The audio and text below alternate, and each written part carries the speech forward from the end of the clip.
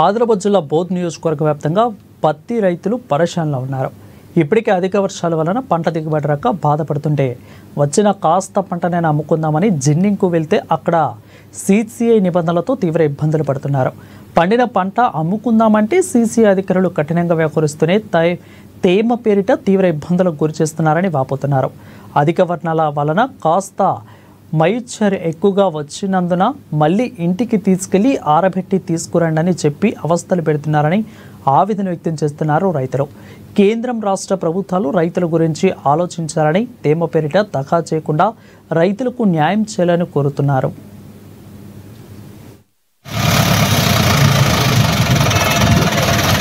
రైతులు దామెట్లకున్నాయను ఎందుకంటే ఈ సంవత్సరం మనకు ప్రకృతి సాధ్య లేకుండా వర్షాలు పడి పత్తులన్నీ ఖరాబ్ అయినాయి. అమ్ముకుందామంటే అడవి కొందామంటే కూలబెరినట్టు మనకు పరిస్థితి ఏర్పడింది.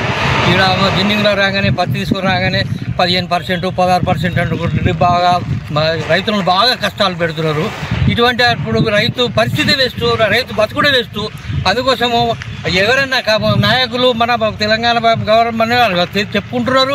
తెలంగాణ అనుకోండి మొత్తం దోయడానికి ప్రయత్నం చేస్తున్నారు. సీసీఐలు వాళ్ళు మాత్రం బాగా కఠినంగా రైతుల మీద చిన్న చూపు చూపుతున్నారు. అందుకోసము బతకలేని పరిస్థితి వచ్చేది ఈ రోజులో.